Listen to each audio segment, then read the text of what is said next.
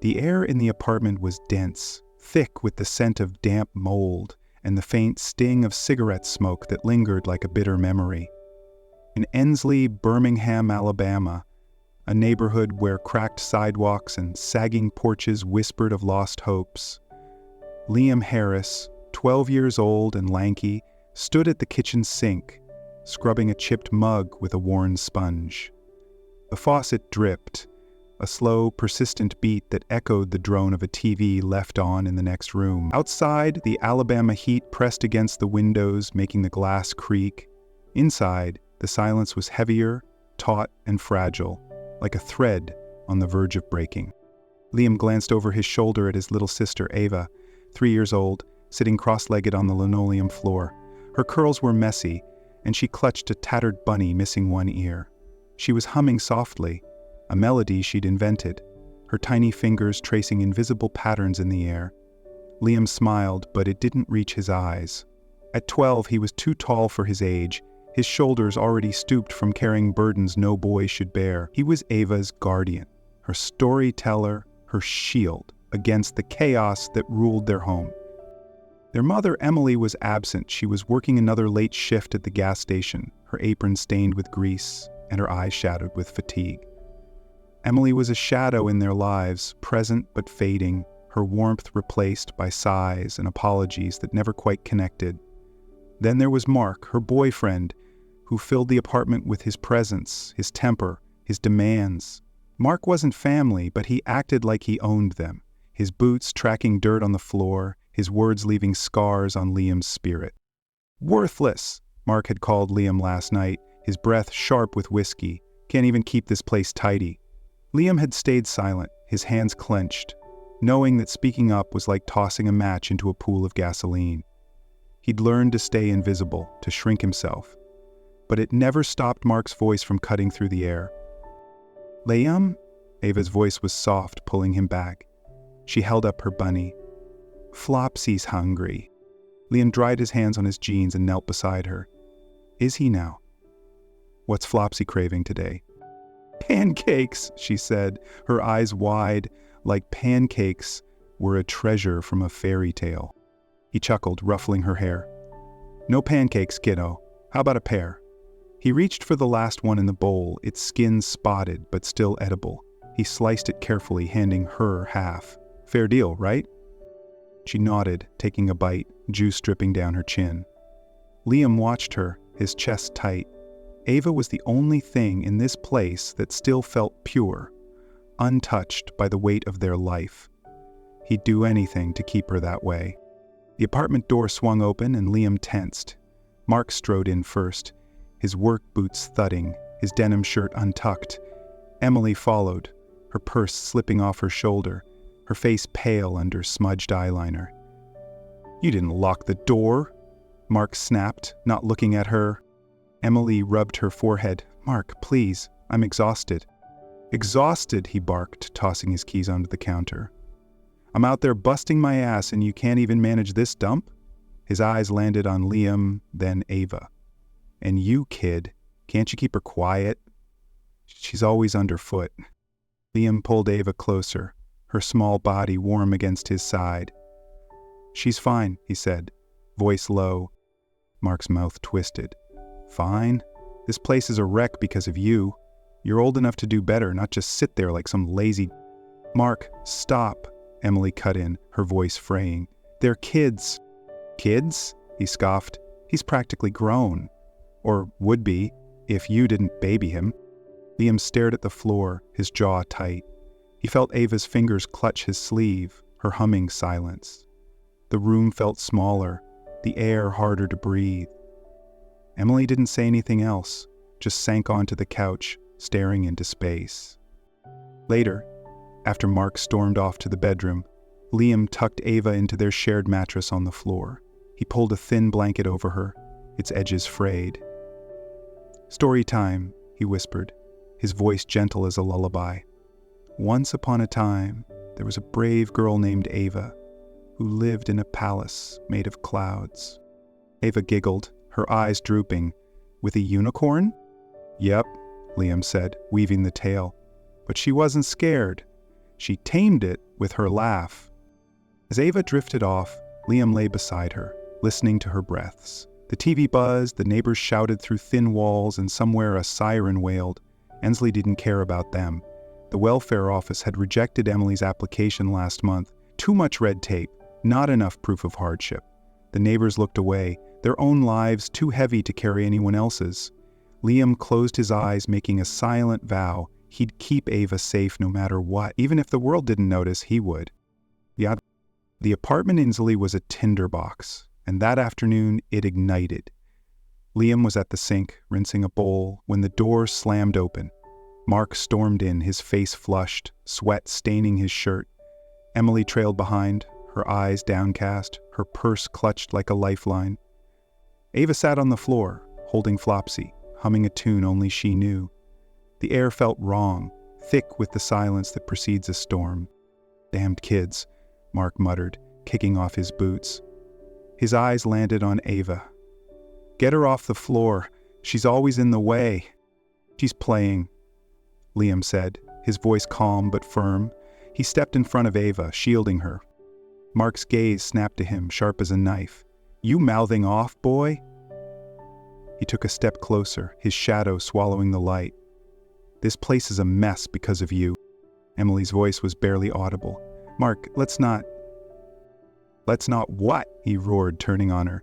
"You let these brats run wild, Emily. No wonder you're always complaining." Ava's humming stopped. She clutched Flopsy tighter, her small body curling inward. Liam's heart raced, but he didn't move. He knew Mark's temper, knew how it flared like a spark on dry wood. "She's 3, Liam said, softer now, trying to calm the storm. "She's not hurting anything." Mark's laugh was harsh, jagged. "Not hurting anything? She's a damn pest." He lunged forward, reaching for Ava's arm. "Get up!" Liam moved faster, pulling Ava behind him. "Don't touch her!" The room froze. Then Mark's hand shot out, not at Liam but at Ava, shoving her hard. She stumbled, her tiny frame catching the edge of the coffee table with a sickening crack. The sound was blunt, final, like something breaking that shouldn't. Ava crumpled to the floor, motionless, her curls splayed across the linoleum. "Ava!" Liam dropped to his knees, his hands trembling as he touched her face. Her eyes were closed, her skin too warm. "Ava, wake up!" His voice broke, raw with panic. Mark stepped back, his face pale but defiant. "She's fine. Clumsy kid tripped." "He didn't trip!" Liam shouted, tears burning his eyes. "You pushed her! She needs a doctor." "Doctor?" Mark scoffed. "You think you're in charge now? You say one word, kid, and they'll split you two up. Foster homes don't keep siblings together. You'll lose her." Liam's chest tightened, Mark's words sinking like lead. He looked at Emily, pleading, "Mom, please." Emily's lips parted, but no sound came. She stood frozen, her hands shaking, her eyes darting between Mark and her children. She'll be okay," she whispered. But it sounded like a lie she didn't believe. Liam didn't wait. He grabbed the old quilt from the couch, the one Ava loved with its faded stars, and wrapped her carefully, her head resting against his chest. Her breaths were shallow, too quiet. He didn't grab shoes, didn't look back. He pushed past Mark, past Emily's outstretched hand, and ran into the Alabama heat. The sun was brutal, the air shimmering like a mirage. Liam's bare feet burned on the cracked sidewalk, each step sending jolts of pain up his legs. Ava felt heavier with every block, her warmth both a comfort and a terror. Ensley's streets were alive but uncaring. Cars sped by, a man on a stoop glanced up then away, a woman with a stroller crossed the street to avoid them. Liam didn't blame them. People had their own struggles, but it hurt the way the world turned its back. "Stay with me, Ava," he whispered, his voice hoarse. "Remember the zoo? We'll go see the lions again, feed the giraffes. You'll love it." He didn't know if she could hear him, but the words kept him moving, kept her alive in his mind. At a gas station, Liam stumbled inside, the air conditioning a brief shock of relief. The clerk, a teenager with bored eyes, barely looked up. No loitering. "My sister's hurt," Liam said, holding Ava tighter. "She hit her head. Can I use your phone?" The clerk glanced at them, his lip curling. "Store policy, no calls. You kids shouldn't be out alone anyway." The words stung, a reminder of their invisibility. Poor, dirty, not worth the trouble. Liam's throat tightened, but he turned away, back into the heat. 2 miles to UAB hospital. He could make it. He had to. Halfway down 20th Street, an old woman with a cane paused on her porch. Her eyes, sharp despite her age, locked on Liam. "Boy, you need help?" Her voice was warm, weathered. Liam hesitated, then nodded. "She's hurt. I'm taking her to the hospital." The woman, Margaret, frowned at Ava's pale face. "Good Lord." She reached into her purse, pulling out a crumpled $10 bill. "It's not much, but it'll get you a cab if you flag one.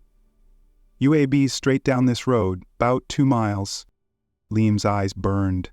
"Thank you," he whispered, taking the bill. "You're a good brother," Margaret said, her voice soft. "Keep going." He ran again, Ava's weight pulling at his arms, the pavement blistering his feet. The $10 stayed in his pocket. Cabs didn't stop for kids like him. He whispered stories to Ava about palaces and unicorns, about a world where no one got hurt. Her silence scared him more than the pain in his legs, more than the stares of strangers who saw but didn't see. The hospital was close now, its sign a beacon through the haze. Liam's vision blurred, sweat and tears mixing on his face. "We're almost there, Ava," he said, his voice breaking. "I got you. I'll always have you." He didn't know if she heard him, but he felt her breath, faint but there, against his chest. It was enough to keep him moving, one burning step at a time, toward the only place that could save her. The sliding glass doors of UAB Hospital hissed open, and Liam staggered inside, Ava limp in his arms. The lobby smelled of antiseptic and stale coffee, a sharp contrast to the stifling heat outside. Fluorescent lights buzzed overhead, casting stark shadows on the linoleum floor. Liam's bare feet, red and blistered, left faint smudges of dirt as he approached the reception desk. His arms trembled under Ava's weight, but he held her tighter, her head nestled against his chest. Her breaths so faint they felt like whispers. The nurse behind the counter, a woman with a tight ponytail and a name tag reading Susan, glanced up from her paperwork. Her eyes flicked over Liam, sweaty, disheveled, a kid from the wrong side of Birmingham, and her mouth tightened. "Can I help you?" she asked, her tone sharp. "My sister's hurt," Liam said, his voice hoarse, barely above a whisper. "She hit her head. She's not waking up." Susan's gaze shifted to Ava, lingering on the bruise blooming near her temple, but her expression didn't soften. "Where's your parent or guardian? We need an adult to sign forms, provide insurance." "I don't have that," Liam said, panic rising. "She's 3. She needs a doctor now." The nurse sighed, tapping her pen. "Without a guardian, we can't just..." "Look, kid, this isn't a drop-in clinic for strays. There's protocol." Liam's knees buckled, but he caught himself against the counter. "She's not a stray," he said, louder now, his voice cracking. "She's my sister. She's dying." The word hung in the air, raw and heavy, silencing the lobby's hum. A mother clutching a toddler stared. An old man in the corner coughed and looked away. Susan hesitated, her pen still. Liam's eyes burned with tears he refused to let fall. He'd walked 2 miles, his feet bleeding, his arms numb, only to be stopped by paperwork. The world didn't see him, didn't see Ava. Just another poor kid, another problem no one wanted to touch. Then a voice, calm but commanding, cut through the tension. "Help her." Liam turned. A man stood near the entrance, framed by the glare of sunlight filtering through the glass doors. He was tall, in a navy suit with a loosened tie, his jacket slung over one shoulder. His face was weathered, not by age but by something deeper. Sorrow, perhaps, or resolve. David Mitchell, a name known in Birmingham for his philanthropy, a tech entrepreneur who'd funded community centers and food banks, yet lived quietly, haunted by a past he rarely spoke of. He'd come to the hospital for a meeting he'd nearly canceled, but something about the boy clutching his sister had rooted him to the spot. David stepped forward, his eyes locked on Ava's pale face. "She doesn't need forms," he said, his voice steady but edged with urgency. "She needs a doctor, now." He turned to Susan, his presence filling the room. "Bill me for everything, whatever it takes." Susan blinked, startled, then nodded quickly. "Yes, sir." She disappeared through a swinging door, and moments later a team of nurses emerged with a stretcher, their movements swift and precise. Liam clutched Ava tighter, his breath hitching. A nurse with gentle eyes knelt before him. "Sweetheart, we'll take her now. You can walk right beside her." "I don't want her to be alone," Liam whispered, his voice small, like he was confessing a fear he'd never spoken aloud. "You carried her this far," David said, crouching to meet Liam's gaze. His voice was soft, not pitying, but certain. "She's not alone, you made sure of that." Liam's lip trembled, but he nodded, letting the nurses take Ava. Her small body looked fragile on the stretcher, the star quilt still tucked around her. As they wheeled her away, Liam followed, one hand brushing the rail, his eyes never leaving her. David stayed close, noticing something on the floor. A tiny blue sandal, scuffed and dirt-streaked, fallen during the rush. He picked it up, smoothing the strap between his fingers, holding it like a piece of a moment that had changed him. In a quiet corner of the waiting room, Liam sank into a plastic chair, his hands shaking. David sat beside him, not speaking, just there. After a long silence, Liam looked up, his voice barely audible. "He pushed her, Mark. He said no one would believe me." David's jaw tightened, but his tone remained gentle. "I believe you, and we're going to make sure she's safe." Liam stared at him, a stranger who'd seen him when no one else had. "Why are you helping us?" David paused, the sandal still in his hand. "Because I know what it's like to need someone to stop and care, and I swore I'd never turn away again." Liam nodded, his throat too tight to speak. For the first time in hours, he let himself breathe, the weight of the world still on his shoulders, but a little lighter, shared by someone who chose to stay. The Jefferson County Family Court was a cold, uninviting place, its linoleum floors worn and its fluorescent lights flickering like they were tired of shining. Liam sat on a wooden bench, his hands folded tightly in his lap, his sneakers new ones David had bought him, barely touching the floor. Ava was safe at UAB Hospital, recovering from a concussion and dehydration, her small body finally stirring with life. But here, in this courtroom, Liam felt the weight of another fight. He was 12, but today, he had to be more. David Mitchell sat beside him, his navy suit crisp, his presence steady. He'd hired a lawyer, a sharp woman named Ms. Carter, who'd spent days preparing Liam for this moment. Across the room, Mark sat in a too-tight suit, his jaw clenched, his eyes cold with the confidence of a man who'd always slipped through the cracks. Emily was there too, in the second row, her hands twisting a tissue, her face pale under the weight of her mistakes. The judge, a woman with silver-streaked hair and a voice like polished steel, called the hearing to order. This wasn't a criminal trial, not yet, but a family court session to determine custody and protection for Liam and Ava. "Mr. Mitchell," the judge said, peering over her glasses, "you're seeking temporary guardianship, correct?" "Yes, Your Honor," David replied, his voice calm but firm, "to keep them safe." The judge nodded, flipping through a thick file. Then her eye settled on Liam. "Young man, are you willing to speak today?" Liam's heart pounded, but he nodded, his throat tight. "Yes, ma'am." The courtroom was silent as Liam took the witness stand, his hands gripping the wooden arms of the chair. The clerk swore him in, and the judge's gaze softened. "Tell us what happened, Liam, in your own words." He took a shaky breath, his eyes fixed on a scratch in the table. Mark pushed Ava. She hit her head on the coffee table. She wouldn't wake up, His voice wavered, but he pressed on. He yelled a lot before that, grabbed her arm, locked her in the closet once for dropping a cup. He hit me too when I tried to stop him. The room felt smaller, the air heavier. Liam glanced at Emily, who stared at her lap, tears falling silently. Mark shifted, his face a mask of defiance. "What did you do after Ava fell?" the judge asked gently. "I told Mark to call someone," Liam said. He laughed, said she'd be fine, that I was weak. He said if I told anyone, they'd take Ava away, put us in different homes. His voice broke. "I carried her to the hospital, 2 miles, because no one else would." The judge's expression was unreadable, but her pen paused. Ms. Carter stood, holding a folded piece of paper.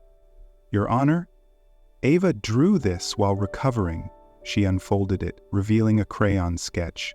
A small girl with curls lying beside a table, a tall man with angry eyes, and a boy wrapping her in a blanket. It's consistent with Liam's account. The judge examined the drawing, her brow furrowing. Mark's lawyer, a slick man in a gray suit, rose. "Your Honor, this is a child's doodle, not evidence. Liam's a troubled kid, resentful of his mother's partner. He's spinning a story for attention." Liam's chest burned. "I'm not lying," he said, his voice rising. "She was hurt, I saw it." The lawyer smirked. "Kids like you, from places like Ensley, often exaggerate to shift blame.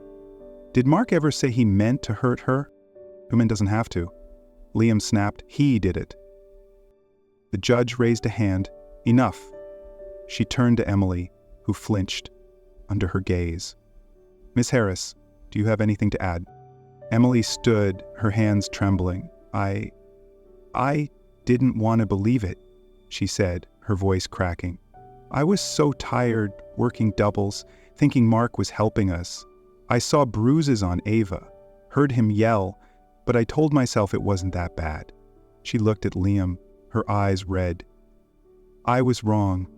My son carried my daughter to safety when I failed them both."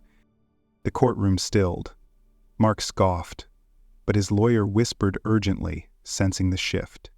David stood, pulling a USB drive from his pocket. "Your Honor, a security camera from a neighbor's porch recorded the incident through our apartment window. It shows Mark shoving Ava." The judge reviewed the footage in silence, her face hardening. When she spoke, her voice was ice. "Mr. Harris, you are prohibited from contacting these children. Any violation will result in criminal charges." She turned to David. "Temporary guardianship is granted to Mr. Mitchell, pending further review." Liam exhaled, his body sagging. As they left the courtroom, he grabbed David's sleeve.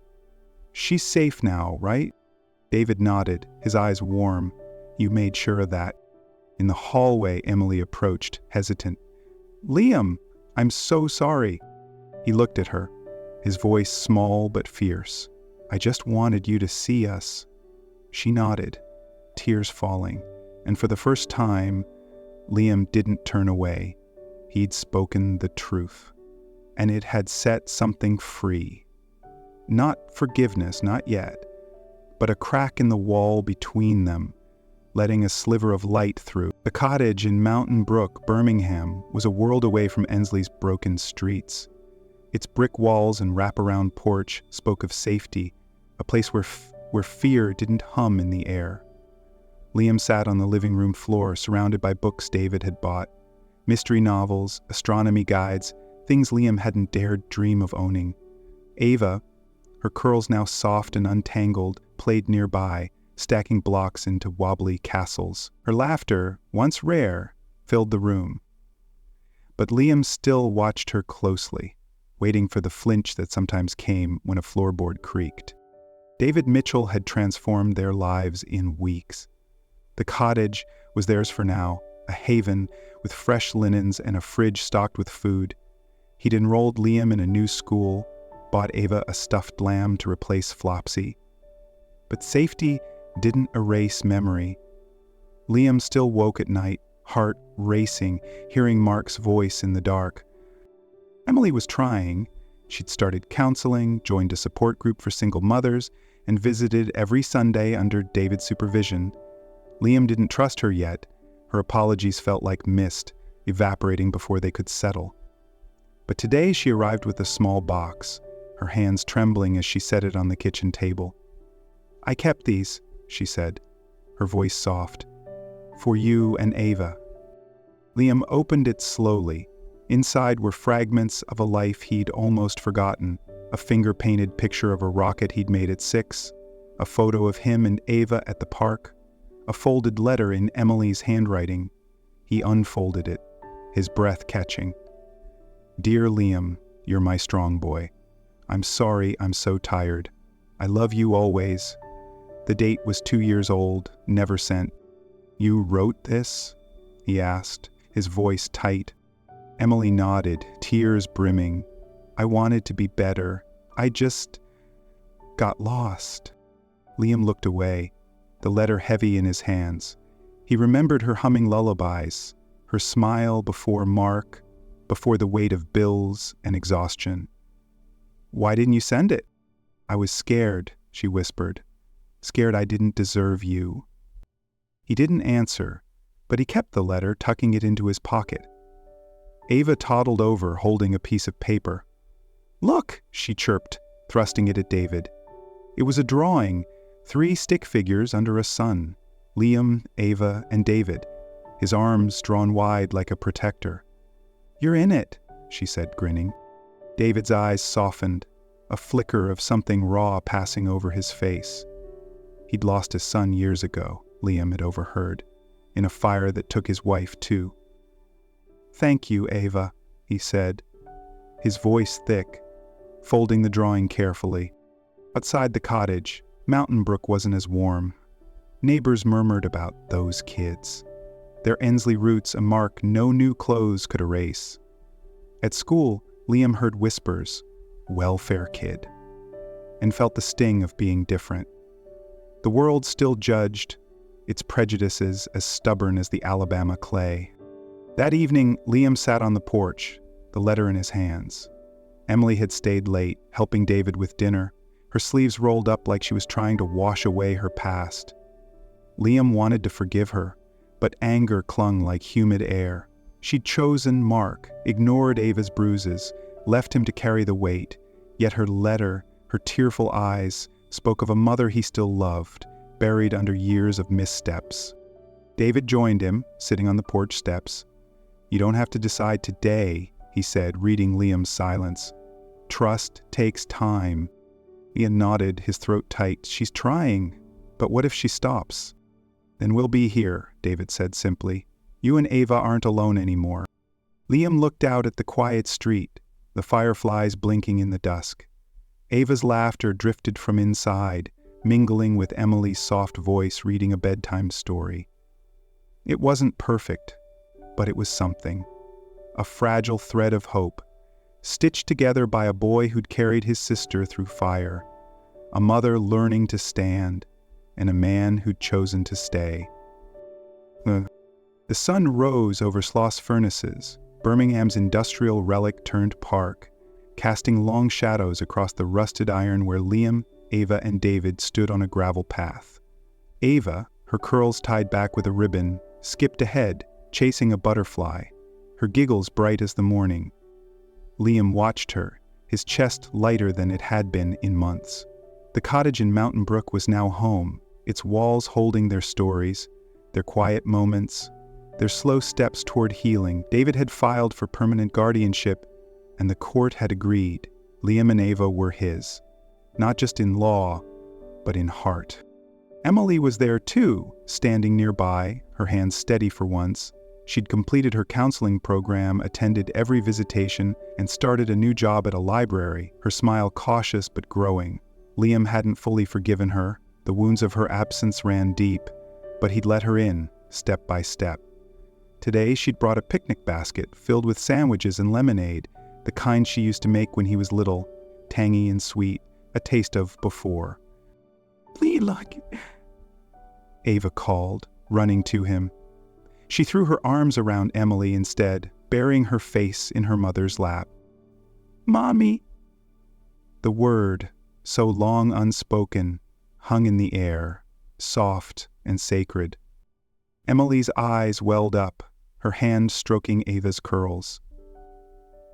"I'm here, baby," she whispered, looking at Liam, seeking permission. He nodded, a small gesture but heavy with meaning. "She missed you," he said, his voice steady but warm. Emily's tears fell, and for the first time, Liam didn't look away. He saw her, not just the mother who'd failed, but the one who was fighting to return. The park was quiet, the city's bustle distant. Liam felt the weight of eyes from Mountain Brook families, their whispers about those kids still lingering. Social divides didn't vanish easily, not in a city where wealth and poverty drew sharp lines. Yet something had changed. Liam had written a poem for school, a raw recounting of carrying Ava through Ensley's heat, of Mark's cruelty, of David's compassion. His teacher shared it with a local arts group, and it was published in a community magazine titled A Brother's Spark. The poem spread, inspiring a citywide initiative, Hope for Kids, to fund shelters and mentorship programs for children in places like Ensley. The initiative wasn't flawless. Some wealthy residents resisted, calling it charity for troublemakers. But others, artists, volunteers, even kids Liam's age, rallied, organizing poetry readings and donation drives. At school, a boy who'd once mocked Liam offered to sit with him at lunch, saying, "Your poem was cool. It wasn't belonging, not fully, but it was a beginning." David leaned against a rusted furnace, watching Ava twirl. "You did this," he said to Liam, his voice low. "Your words stirred something." Liam shrugged, uneasy with praise. "I just wrote what happened." "That's enough," David said. "Truth's a flame. It spreads." Liam thought of the letter Emily had given him, now tucked in a box beside Ava's sun drawing. He thought of Margaret, the old woman who'd given him $10, and the nurse who'd finally listened. Small acts, like ripples in a pond, changing its surface. He looked at David, who'd lost a family but found one in them. "You didn't have to stay," Liam said quietly. "Why did you?" David's gaze drifted to Ava, then back. "Because you reminded me what it means to fight for someone. I was lost until I saw you." The park grew still as the sun climbed higher, the city skyline visible in the distance, the Vulcan statue standing tall. Liam remembered his promise to Ava to take her to Vulcan Park. They hadn't yet, but they would. There was time now. Emily packed the picnic basket, her movements careful, like she was afraid to break the moment. "I'm not going anywhere," she said to Liam, unprompted. "Even if it's just picnics and stories. I'll keep showing up." He met her eyes. "I'll know if you don't," he said. But there was no anger, only a challenge, a hope. Ava flopped onto the grass, breathless, and handed Liam a pebble. "Keep it," she chirped. He smiled, slipping it into his pocket. He didn't need wishes anymore, just more days like this, where Ava could laugh, where Emily could stay, where David's steady presence anchored them. Above, the Vulcan watched, a silent guardian over a city, learning to hear its smallest voices. But the story didn't end there. That evening, back at the cottage, Liam sat at the kitchen table, a notebook open before him. He'd started writing again, not for school, but for himself. The words flowed, raw and honest, about Ensley, about Ava, about the weight of being seen. David noticed, peering over his shoulder. "That's powerful," he said. "You should share it." Liam hesitated. What if no one cares? "They will," David said. "You've already shown them how." Inspired, Liam submitted his new piece to a local youth writing contest. Weeks later, he won first place, and the organizers invited him to read at a community event. Standing on a small stage in Railroad Park, Liam's voice trembled at first, but grew steady, his words painting a vivid picture of resilience and hope. The crowd, families, teachers, even strangers from Ensley, listened, some wiping tears, others nodding in recognition. Ava sat in the front row, clapping wildly, her stuffed lamb clutched tight. Emily stood beside her, her face glowing with pride, and David, ever steady, gave Liam a quiet nod. The reading sparked something bigger. A local publisher approached Liam, offering to compile his writings into a small book, with proceeds funding Hope for Kids. Liam agreed on one condition, that Ava's drawings be included. The book, A Brother's Spark, became a quiet sensation in Birmingham, passed from hand to hand, read in schools and libraries. It didn't erase the city's divides, but it built bridges, one story at a time. Years later, Liam, now a teenager, stood at Vulcan Park with Ava, her hand in his. The city sprawled below, its scars and beauty laid bare. Ava, 7 now, pointed at the statue's torch, glowing green in the dusk. "You kept your promise," she said, grinning. Liam smiled, the pebble from Sloss furnaces still in his pocket, a reminder of the day they'd found their way. Emily was there too, a steady presence now, her life rebuilt through years of effort. David, their anchor, watched from a bench, his eyes crinkling with quiet joy. Liam looked out at Birmingham, a city that had seen him when he needed it most. He'd carried Ava through fire, and in doing so, he'd lit a spark that still burned. Not just for them, but for every kid in Ensley, every voice waiting to be heard. The Vulcan's torch glowed brighter, and Liam knew their light would keep shining, no matter how dark the night. Back home, Liam added a new page to his notebook, a single line in bold ink. "We are enough." It was their story, their promise, their home, a flame that would never go out.